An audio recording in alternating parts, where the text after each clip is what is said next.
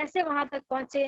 तो मैं मैम की जर्नी बता रही हूँ कि she has done her 10th from Indira Gandhi Balika Vidyalaya Hazaribagh से उन्होंने 10th किया है, देन दिल्ली से 12th किया है, उसके बाद बीटेक उन्होंने जयपुर से किया है JECRC कॉलेज से, एंड देन उन्होंने MNC जो मल्टीनेशनल कंपनी है एम्पटस, उससे 2 years वहां पे जॉब किया है, और उसके बाद लास्ट 6 years से वो आर्मी में है, और अपने स्टंट्स के लिए इन्होंने बहुत सारे अपने उपलब्धियां हासिल की है। तो विदाउट डिलेइंग अ लॉट मैं अपने सारे बच्चों के साथ वेलकम करती हूँ शिखा मैम का, and let's hear from Shikha ma'am. I'd like to thank the Deja School of Innovation for calling me here as a guest of honor. That is a very big thing for me, and a special thanks to Garima ma'am. So Garima ma'am ने already मेरे बारे में और प्रियजीत ने already मेरे बारे में काफी कुछ बता दिया है, तो थैंक्स अ लॉट। सो मैं एक अपना शॉर्ट इंट्रोडक्शन देना चाहूंगी। My name is Major Shikha Surbhi and I am working in Indian Army from past 6 years, and I am captain of our motorcycle riders Daredevils teams, जो कि एक टीम है जिसमें 36 रॉयल एनफील्ड मोटरसाइकिल्स हैं और 36 राइडर्स हैं, और हम वेरियस जगह पे जाके स्टंट परफॉर्म करते हैं। तो ये तो हो गया मेरा जस्ट एक छोटा सा इंट्रोडक्शन। तो जैसा कि मैंने आपको बताया कि हम इसमें कवर करेंगे आर्मी लाइफ कैसी होती है, क्या होती है। लेटर ऑन हम डिस्कस करेंगे कि पेरेंट्स का क्या रोल होता है आर्मी में, एंड लास्टली मैं थोड़ा सा एनलाइटन करना चाहूंगी आप लोगों को कि importance of girls education in Indian army.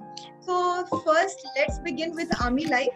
जैसा कि आप सभी को पता है कि मैं एक फौजी और एक भारतीय थल सेना का एक हिस्सा हूँ। तो सबसे पहले मैं आपको आर्मी लाइफ के बारे में बताना चाहूंगी, और मैं बीच बीच में कुछ अपनी ट्रेनिंग से रिलेटेड और फौज से रिलेटेड कुछ इंसिडेंट्स या कुछ स्टोरीज आपसे शेयर करूंगी जो हमने फेस किया है रियल लाइफ सिचुएशंस में। तो हम स्टार्ट करते हैं उस टाइम से जब मैं आप लोगों की जितनी छोटी थी। तो जैसे हर बच्चे का एक सपना होता है, तो मेरा आर्मी में जाने का कभी भी कोई सपना नहीं था। तो सबसे जब मेरे से बचपन में पूछा जाता था, जब मैं आप लोगों की जितनी छोटी थी 8th या फिर 9th 10th में, कि बेटा तुम क्या बनना चाहते हो, तो मैं सबको ये कहती थी कि मैं IPS ऑफिसर बनना चाहती हूँ, क्योंकि मैं बचपन से स्पोर्ट्स में और खेल कूद में ज्यादा इंटरेस्टेड थी। मेरी मम्मी एक स्पोर्ट्स टीचर है, जहाँ से गरिमा मैम और मैंने पढ़ाई करी है एक साथ। तो मैं बचपन से स्पोर्ट्स और एक्स्ट्रा करिकुलर एक्टिविटीज में काफी इंटरेस्टेड थी। तो मैं बचपन की एक इंसिडेंट शेयर करना चाहूंगी। जब मैं 9th स्टैंडर्ड में थी, तो मैं मार्शल आर्ट्स में पार्टिसिपेट किया करती थी उस वक्त।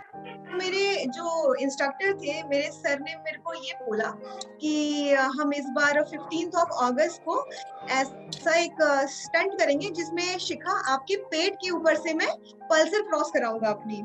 तो सारे स्कूल के टीचर्स और बच्चे तो काफी डर गए कि मतलब ऐसे 9th क्लास की बच्ची है, ऐसे पेट के ऊपर से, तो मतलब गलत है, ऐसे तो कुछ हो जाएगा।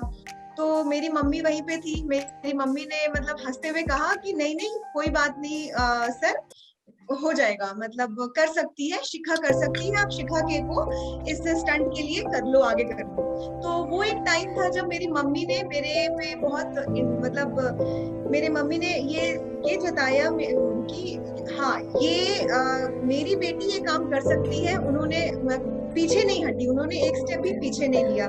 तो मैं ये कहना चाहूंगी कि जो भी हम आज हैं वो हम अपने स्कूल के बैकग्राउंड, अपने बेसिक एजुकेशनल बैकग्राउंड, अपने पेरेंट्स की परवरिश, इन सब की वजह से हम आज जो भी है वो है। तो मैं भी अपना पूरा क्रेडिट अपने स्कूल को और अपने फैमिली को देना चाहूंगी। लेटर ऑन हम जब लेटर ऑन जब स्कूलिंग खत्म करने के बाद मैंने बीटेक 12th के बाद मैंने बीटेक में एडमिशन ले लिया। सबको एक ग्रेजुएशन तो करनी पड़ती है, तो मैंने बीटेक चूज किया ग्रेजुएशन के लिए। और ग्रेजुएशन के फाइनल ईयर में जाके क्या हुआ कि मेरे कॉलेज में आर्मी की एक टीम आई, जिसमें बहुत सारे आर्मी के ऑफिसर्स आए और वो सिलेक्शन कर रहे थे आर्मी में फर्दर ऑफिसर्स और कैडेट्स के लिए। तो मैंने जब उनको देखा तो वो एक दिन था, मैंने सोच लिया कि मेरा जॉब यही होना चाहिए। I want this job, I need this respect and I want to bear this. तो मैंने बस डिसाइड कर लिया। मैंने दोबारा अपनी मम्मी से जाके पूछा, तो मैंने मॉम डैड से पूछा कि mummy I want to join army और this is the ultimate thing I need in my life. तो मेरे मॉम डैड ने बोला यस बेटा, यू कैन डू इट, तुम कर सकती हो। अगेन मेरे मम्मी पापा ने मेरे पे ये जताया कि हाँ ये आप कर सकते हो, ठीक है। फिर लेटर ऑन मैंने बहुत सारे आर्मी के एग्जाम्स के फॉर्म भरे और फॉर्म के बाद में हमने मतलब एग्जाम दिया मैंने। फिर अब आर्मी के एग्जाम्स के बाद क्या होता है कि एग्जाम देने के बाद आपको एसएसबी इंटरव्यू के लिए जाना पड़ता है। एसएसबी इंटरव्यू क्या होता है, 5 डेज के लिए आपका एक सिलेक्शन मोड होता है। तो मैं इलाहाबाद गई, वहाँ पे मैंने इंटरव्यू दिया और 5 दिनों का टेस्ट था। तो बहुत सारे टेस्ट हुए हमारे और टेस्ट में मेरा सिलेक्शन हो गया। तो मैंने सोचा वाह ये तो बहुत अच्छी बात है, मैं बहुत कॉन्फिडेंस आया मेरे को कि एक ही बार में मेरा सिलेक्शन हो गया। तो I felt really happy and मैं घर आ गई आराम से। तो मैंने सोचा कि ऐसा क्या था कि मेरा एक बार में ही सिलेक्शन हो गया। तो एक्चुअली आर्मी में जब आपका सिलेक्शन होता है तो उसके लिए आपको बहुत ज्यादा इंटेलिजेंट होने की जरूरत नहीं है। आप एक एवरेज स्टूडेंट हो, हार्ड वर्किंग स्टूडेंट हो, अगर आपका नेचर एक हेल्पफुल नेचर है, जो कि मैं ये मानती हूँ बिहार और झारखंड के हम जो सारे बच्चे हैं, हमारे पेरेंट्स हैं, ये हमें सिखाते हैं कि अपने साथियों की हेल्प करनी चाहिए, आपके क्लास में जो है उनकी मदद करो। और डिफेंस में आपने ये देखा जाता है कि आप में करेज है कि नहीं, आप में डिटर्मिनेशन कितनी है, आप में विल पावर कितना है। तो एक्चुअली ये हम क्यों चाहते हैं, तो ये हम इसलिए चाहते हैं कि अगर आपके जंग के मैदान में अगर आपके किसी दोस्त को, अपने साथी को गोली लग गई, तो वहां पे ये जरूरी है कि आप अपने साथी को, गोली लगे हुए साथी को, जख्मी साथी को वहां जंग के मैदान में छोड़कर ना आओ और खतरों का सामना करते हुए उसे भी वापस घर लेके आओ। तो ये हम सारी चीजें सिखाते हैं। फिर फाइनली क्या हुआ कि मैं वेट कर रही थी, घर आ गई थी, मैं सोच रही थी अब तो ज्वाइनिंग हो जाएगी। बट एक्चुअली सिलेक्शन के बाद भी एक मेरिट लिस्ट बनती है गर्ल्स की। एक्चुअली मेरिट लिस्ट बहुत कम होती है, 3 से 4 लोगों का सिलेक्शन होता है। तो फाइनली जब मेरिट लिस्ट आई तो मेरा 17th रैंक था और सिर्फ 3 लोगों को सिलेक्ट किया गया था। तो जैसे हम देखते हैं ना कि आप लोग, जैसे आजकल तो आम का सीजन हो रहा है, तो आप आम के सीजन में आम तोड़ते हो पत्थर से मारकर। तो ऐसा जरूरी थोड़ी होता है बच्चों की हर जो पत्थर आप मार रहे हो वो आम पे ही लगे और आम मिल जाए आपको।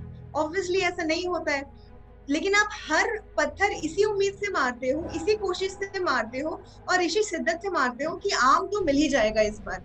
तो सिमिलरली जब मेरा सिलेक्शन नहीं हुआ, मैंने सोचा कि ये पत्थर तो वेस्ट हो गया, लेकिन अब मैं बाकी के पत्थर वेस्ट नहीं होने दूंगी। और मैंने फिर से मेहनत की, कड़ी मेहनत और मशक्कत करने के बाद जो मेरा सिलेक्शन हुआ आर्मी में, वो मेरा सिलेक्शन 3rd अटेम्प्ट में जाकर हुआ और मेरे पास आर्मी का ज्वाइनिंग लेटर आ गया। अब जब मैंने ज्वाइनिंग लेटर पकड़ा तो सबसे ऊपर उस पे बोल्ड अक्षरों में लिखा हुआ था, there are millions waiting to join and you are amongst the chosen few. मतलब कि आप उन करोड़ों लोगों, मिलियंस ऑफ पीपल में से हो, क्योंकि आर्मी के सिलेक्शन के लिए बहुत सारे लोग फॉर्म्स भरते हैं बट उसमें बहुत ही कम लोगों का सिलेक्शन होता है। तो और उसके जैसे मैंने पेज पलटा तो उसके पीछे लिखा हुआ था, do you have it in you, जो कि आप बड़े बड़े आर्मी के पोस्टर्स में देखोगे तो उसमें भी लिखा होता है, do you have it in you. और उस दिन मैंने सोचा, और जो मेरी मम्मी ने और मेरे पापा ने मेरे को बोला था कि yes you have it in you, तो तब मैंने सोचा कि हाँ आर्मी में जाने के लिए और एक वॉरियर बनने के लिए मेरे में वो सारी चीजें हैं जो अब मैं कर सकती हूँ। अब मैं आती हूँ, सिलेक्शन हो गया, तो अब हम आते हैं ट्रेनिंग पे। तो ट्रेनिंग हमारी बेसिकली 11 मंथ्स से 1 ईयर की ट्रेनिंग होती है। तो 1 ईयर की ट्रेनिंग मतलब एक नॉर्मल ट्रेनिंग नहीं है, इसमें बहुत सी डिफरेंट चीजें होती हैं। तो जैसे ही मैंने ट्रेनिंग ज्वाइन की, तो फर्स्ट डे क्या होता है कि गर्ल्स को, अब मैंने तो सोचा कि चलो ठीक है, इतनी मेहनत करके सिलेक्शन हुआ तो ट्रेनिंग में आ गए, अब तो बड़े मजे आएंगे, अभी तो मैं ऐसे भी स्पोर्ट्स मेरे को पसंद है और यही खेलना कूदना चलेगा, अभी तो कोई दिक्कत नहीं है। तो फर्स्ट डे ही क्या हुआ कि सारी जो गर्ल्स थी, हम 20 गर्ल्स का सिलेक्शन हुआ था उस टाइम पे। तो हम 20 गर्ल्स के ऐसे, हमारे लंबे लंबे सबके बाल थे, तो हमें पार्लर ले जाया गया। तो अब वो नॉर्मल पार्लर नहीं होता है कि जैसे मजे आ रहे हैं चलो पार्लर चले गए या चलो ठीक है एंजॉय करेंगे। पार्लर में सबके बाल काट के, बिल्कुल जो आपका ये ऋषि कुमार मेरे को वीडियो में दिख रहा है, तो एकदम छोटे छोटे बाल कर दिए गए, हमारे कटिंग कर दी गई, और एकदम लड़कों से भी छोटे बाल, हमारे 0 कट के बाल हो गए। तो मतलब बहुत सारी लड़कियां इसमें रोने भी लगी कि मतलब बाल छोटे कर दिए। अब जो ट्रेनिंग होती है वो काफी टफ होती है, it is not a very simple thing, because 1 year we have to stay there and we have to go through so many things. और मैं आपको बताना चाहूंगी कि एक भी दिन ऐसा नहीं हुआ होगा जिसमें मेरे को 4 घंटे से ऊपर की नींद मिल गई हो। मतलब 4 घंटे की नींद अगर ट्रेनिंग में मिल गई है तो उससे तो ज्यादा बड़ी बात कुछ है नहीं।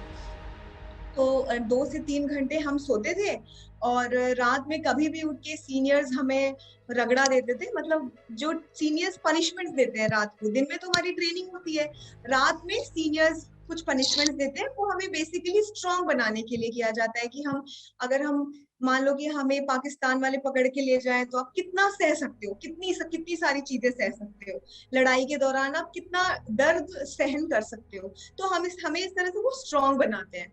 ठीक है, तो धीरे धीरे 1 महीना बीता, 2-3 महीने बीते, फिर एक्चुअली क्या हुआ, मुझे और हमारे सारे कोर्समेट्स को उस चीज को सहने की आदत सी पड़ गई। दर्द था, जो ट्रेनिंग के दौरान हार्डशिप्स थी, उन सबको हमें सहने की आदत पड़ गई। और बस ये चलता रहा कारवां। अब धीरे धीरे हम जो भी ट्रेनिंग होती थी, जो भी पेन होता था, उस चीज को हम इंजॉय करने लगे और हमें मतलब मजे आने लगे हर चीज में। ओके, अब मैं आपको एक जस्ट एक छोटी सी स्टोरी सुनाऊंगी। मतलब एक कहानी है जिसमें कि मेरे एक कोर्समेट की ही कहानी है। उसमें there was one of my officer and जैसे हम लोग हमारी फायरिंग प्रैक्टिस होती है, पीटी प्रैक्टिस होती है, बहुत सारी अलग अलग तरह की चीजें होती हैं। एक सेकेंड। ओके, ठीक है, तो बहुत सारी अलग अलग तरह की चीजें होती हैं फायरिंग। तो जो हमारा ऑफिसर था, ये फायरिंग का एक फाइनल राउंड होता है, तो जिसमें हम मिसाइल्स फायर करते हैं, टैंक से मिसाइल फायर की जाती है, रॉकेट लॉन्चर्स होते हैं, वो हम फायर करते हैं। तो हमारे जो ट्रेनर्स होते हैं, जो इंस्ट्रक्टर्स या टीचर्स बोल लो, उनको हम क्या कहते हैं, उस्ताद बोलते हैं। तो हमारे एक हवलदार पाटिल उस्ताद थे, वो थे, उन्होंने हमें हमें लेके गए सारे ऑफिसर्स को। और जो मेरा जो कोर्समेट था, जो मेरा फ्रेंड था कलीग, तो वो भी वहां पे गया कि चलो ठीक है, मतलब हम अब टैंक्स की फायरिंग करेंगे। उसमें काफी हमारे सीनियर ऑफिसर्स भी आते हैं, कमांडेंट होते हैं, और हमें उसमें टेस्ट किया जाता है हमारी एबिलिटी को। और अगर हमने मिसाइल फायर कर लिया तो हमें एक बैच मिलेगा जो हम अपनी यूनिफॉर्म पे लगा सकते हैं। तो लाइन से सारे टैंक्स लगाए गए, सारे ऑफिसर्स को लाइन से बुलाया गया, और हमारे जो उस्ताद थे, हवलदार पाटिल उस्ताद, वो भी खड़े थे हमारे साथ में। तो एक एक ऑफिसर ने शुरू की फायरिंग। तो सबने मिसाइल डाला टैंक में, और टैंक से मिसाइल फायर किया और अपने टारगेट पे हिट किया। तो लाइन से ऐसे चल रहा था। तो जब मेरे जो फ्रेंड की बात मैं बता रही हूँ, उनकी बारी आई, तो उन्होंने मिसाइल डाला और उन्होंने फायर किया। तो उनका जो मिसाइल था वो फायर ही नहीं हुआ। क्या हो गया? मिस फायर हो गया। मिस फायर होता है कि आपका जो मिसाइल है वो आपके टैंक में ही रह गया। तो मिस फायर हो गया, तो ये तो बहुत बेइज्जती की बात हो गई कि फाइनल टेस्ट के टाइम पे आपका मिसाइल ही फायर नहीं हुआ, तो अभी आप क्या करोगे? तो कमांडेंट ने देखा, बोला कि हमारे पास कुछ स्पेयर मिसाइल्स हैं, कुछ रॉकेट्स हैं, वो आप इसमें डालो, उनका गोला डालो और आप तो फाइनली फिर एक और मिसाइल मिल गया, चलो सेकंड चांस। जैसे मेरे को सेकंड चांस मिला था एग्जाम देने के लिए, दोबारा मेरे फ्रेंड को भी अब यहाँ पे फायरिंग के टाइम पे सेकंड चांस मिला। तो उन्होंने फिर से किया। जो हवलदार पाटिल उस्ताद जो हमारे इंस्ट्रक्टर थे, टीचर थे, वो भी खुश हो गए कि चलो ठीक है, एक और फायरिंग के लिए चांस मिल गया है साहब को, अभी तो फायर हो जाएगा, सब ठीक हो जाएगा। तो उन्होंने फिर से अपना मिसाइल अपने टैंक में भरा और टारगेट की तरफ निशाना किया और फायर किया। फिर क्या हुआ कि अगेन उनका जो मिसाइल है मिस फायर हो गया। मतलब एक्चुअली कुछ मिसाइल में गड़बड़ थी कि वो फायर नहीं हुआ। तो ये वैसे यूजुअली होता नहीं है, एक 10,000 में only one missile I think कभी मिस फायर होता होगा। लेकिन आप सोचो उनकी ऐसी बुरी किस्मत थी कि उनका दो मिसाइल्स उनके मिस फायर हो गए। तो अभी हवलदार पाटिल उस्ताद उनके पास आए और जो मेरा फ्रेंड था वो बहुत सैड हो गया कि ये तो मतलब 2 मिसाइल्स मिसफायर हो गए लाइफ में, ऐसा तो नहीं होता है साहब, दो अब तो मेरे को बैच नहीं मिलेगा, ये तो मेरे लिए बहुत बड़ा फेलियर है, इससे बड़ा फेलियर तो हो ही नहीं सकता है। तो जो हमारे पाटिल उस्ताद थे, हवलदार पाटिल, उन्होंने बोला साहब को, उनकी वो बात मुझे आज तक याद है। उन्होंने बोला कि साहब सभी की जिंदगी में कुछ ना कुछ मिस फायर लिखे होते हैं। ये आपके जो 2 मिस फायर राउंड्स थे, ये आपके इस प्रैक्टिस के दौरान हो गए हैं। अब जंग के मैदान में साहब आपको उस मिस फायर का सामना नहीं करना पड़ेगा। तो वो बात उसको आज तक याद है। उस मेरे फ्रेंड को, उन्होंने मेरे को ये स्टोरी सुनाई थी, तो मैं आपको ये शेयर कर रही हूँ। तो सिमिलरली क्या होता है कि हमारी जिंदगी में भी बहुत सारे मिसफायर लिखे होते हैं। जैसे आप लोग अभी कोई आप लोग में से धीरे धीरे 10th में जाओगे, 8th 9th 10th 12th करोगे, तो हमारी जिंदगी में जितने भी मिस फायर हैं वो लाइफ के इनिशियल फेजेस में जितने कवर हो जाएं वो बहुत ज्यादा अच्छा रहेगा। और उससे क्या मिलेगा, उन सारे फेलियर से आपको सीखना चाहिए और आपको एक स्ट्रेंथ मिलनी चाहिए कि आप उस मिसफायर को, जो आपका फेलियर है, उसको आप ओवरकम करोगे और धीरे धीरे वो जो आपका फेलियर है वो आपका स्ट्रेंथ बनता जाएगा। तो कभी भी जिंदगी में अगर आपको कुछ फेलियर्स मिलते हैं तो हमें उससे निराश नहीं होना चाहिए। हमें सोचना चाहिए कि ये ही फेलियर है जो मेरे को आगे बढ़ाएगा। चलो, फिर ये तो हो गई हमारी ट्रेनिंग की बात और एक छोटी सी कहानी। अब मैं ये बताऊंगी कि लेटर ऑन जब हम पासिंग आउट परेड होता है, ट्रेनिंग खत्म हुई, धीरे धीरे 1 साल बीत गया और पासिंग आउट परेड का दिन आया। और मैं आप सभी जो पेरेंट्स भी यहाँ बैठे हुए हैं उनको वो बताऊंगी कि जब मैं ऑफिसर बनी थी, एक नॉर्मल लड़की से जो हजारीबाग झारखंड से है, और वो जब एक ऑफिसर बनी और उसके कंधों पे 2 सितारे लगे, तो मेरे पापा का चेहरा मुझे आज तक याद है। मेरे पापा के आंखों में आंसू थे और मेरी मम्मी खुशी से फूले नहीं समा रही थी। मेरे जो रिलेटिव्स थे सारे इतने प्राउड फील कर रहे थे, मेरे फ्रेंड्स इनफैक्ट प्राउड फील कर रहे थे कि मैं इंडियन आर्मी में ऑफिसर बन गई हूँ। तो मेरी 1 साल की जो भी मैंने रगड़ा पट्टी मेहनत जो भी की थी वो सारी रंग लेके आई उस दिन। और जो मेरा कमिश्निंग का दिन था वो किसी भी ऑफिसर को भूला नहीं जा सकता है। और सिमिलरली जो पेरेंट्स के दिल में और आंखों में जो सेटिस्फैक्शन था वो मैं आज तक याद करती हूँ। अब उसके बाद मेरी फर्स्ट पोस्टिंग आई अरुणाचल प्रदेश, जो कि नॉर्थ ईस्ट में एक जगह है, और जो चाइना बॉर्डर पे मेरी फर्स्ट पोस्टिंग आई, तो वहां मैंने 2 साल सर्व किया। उसके बाद मेरी जब सेकंड पोस्टिंग आई तो वहीं से मैंने डेयर डेविल्स, जिस टीम का मैं हिस्सा हूँ आज, उसमें मैंने वॉलंटियर किया। क्योंकि आपको मैंने बताया ही कि मैं बचपन से बाइक्स और खेल कूद का काफी शौक था, तो मैंने वॉलंटियर किया और मैंने सोचा कि मैं इस टीम का हिस्सा बन सकती हूँ। तो ट्रायल्स हुए, बहुत सारी ऑफिसर्स, लेडी ऑफिसर्स आई मेरे साथ, सबने सिलेक्शन के लिए ट्रायल्स दिए और फाइनली मेरे मम्मी पापा का आशीर्वाद समझो या फिर भगवान का वो समझो आशीर्वाद, मेरा इसमें सिलेक्शन हो गया। और मैंने फिर अपनी टीम के साथ प्रैक्टिस करना शुरू किया, पार्टिसिपेट किया। और एक दिन ऐसा आया जिस दिन मैंने राजपथ पे, जैसे हम बचपन से आप सभी भी अभी देखते होंगे कि चाय की चुस्की लेते हुए 26 जनवरी को हम आराम से अपने रूम में चेयर्स पे बैठकर रिपब्लिक डे परेड देखते हैं। मैं भी बचपन में देखा करती थी, तो मैं सोचती थी कि चलो कितना अच्छा लग रहा है, सुंदर लग रहा है, लोग ऐसे मार्च कर रहे हैं, बिल्कुल ऐसे मशीन की माफिक ऐसे मार्च कर रहे हैं। तो मुझे लगता था कि मतलब कैसे होता है ये सारी चीजें ना। तो फिर मैंने जब मैं 2019 में मैं रिपब्लिक डे परेड पे अपनी बाइकिंग टीम के साथ यही काम किया, तो मुझे आज भी वो दिन याद है, राजपथ का, दिल्ली की वो सर्दी। और मैं आपको बताऊं कि मेरे को बाइक के ऊपर खड़े होकर के पार्लियामेंट हाउस से इंडिया गेट, जो कि डिस्टेंस है 2.45 किलोमीटर्स का, तो उस पे मैं मार्च करती थी। और मार्च करते हुए मैं गई और इतनी भीड़ के साथ में मैंने ये अपना परेड देखा। सो मैं ये कहूंगी कि अभी हम आते हैं जो ये सारी चीजों में पेरेंट्स का क्या रोल होता है। तो मैं आज what I believe that what I am today right now, it's all because of my parents. Because कहा जाता है कि your mother is your first teacher and your school, your home is your first school. तो मैं आप सभी parents को भी ये कहना चाहूंगी कि जो आप अभी अपने बच्चों को सिखाओगे वो एक नींव है उनके लिए, उसी की बेसिस पे वो आगे बढ़ेंगे और उसी के बेसिस पे वो जो लाइफ में करना है वो करेंगे। और मैं एक और चीज ऐड करना चाहती हूँ कि जैसे जो मेरा ब्रदर है शौर्यादित्य सिंह, वो एक मिस्टर इंडिया का फाइनलिस्ट है। तो मेरे मम्मी पापा ने लड़का और लड़की में कभी फर्क नहीं समझा। वो फैशन मॉडल है, वो फिल्म इंडस्ट्री में जाना चाहता है, वो मुंबई में अभी है और मिस्टर वर्ल्ड टूरिज्म का टाइटल जीता है उसने इस साल। तो आप देख सकते हो कि बेटी कहाँ जो बॉर्डर पे देश की रक्षा करने के लिए मम्मी पापा ने भेज दी है, और बेटा मेरा फैशन इंडस्ट्री में मॉडल है। और मेरी जो छोटी बहन है वो अभी लॉ की पढ़ाई कर रही है बैंगलोर में। तो हम तीनों अलग अलग फील्ड्स में हैं। तो मेरे मम्मी पापा ने कभी भी हमें किसी भी ड्रीम को कभी भी सपने देखने के लिए रोका नहीं है। तो मैं आप सभी को यही कहूंगी जो पेरेंट्स हैं कि कभी भी अपने बच्चों को सपने देखने के लिए रोको मत, उन्हें उड़ने दो हवा में। जो वो करना चाहते हैं आप उनका सपोर्ट करो।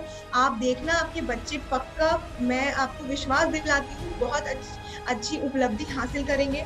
और सिमिलरली जितना कि बॉयज का एजुकेशन लाइफ में इम्पोर्टेंट है, सिमिलरली अपने गर्ल्स को भी सेम टाइप से आप एजुकेट करो। क्योंकि हम देखते हैं कि इंडिया में झारखंड, बिहार और राजस्थान सबसे कम है गर्ल चाइल्ड एजुकेशन में, जो कि मुझे लगता है कि ऐसा नहीं होना चाहिए।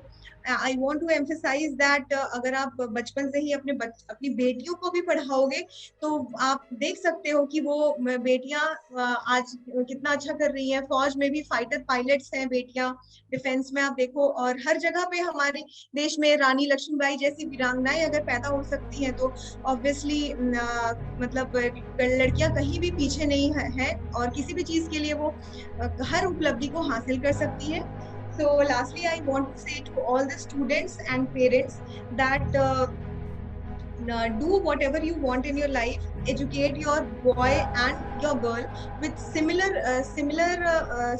status, and just let them fly and let them allow them to dream what they want. And thanks a lot. और अभी last